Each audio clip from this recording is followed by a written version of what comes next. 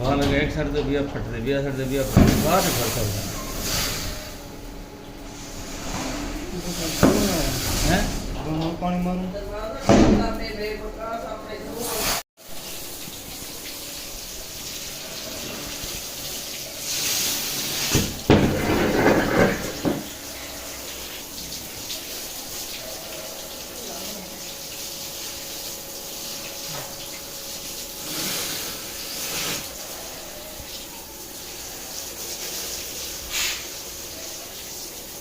जेड़े चल चल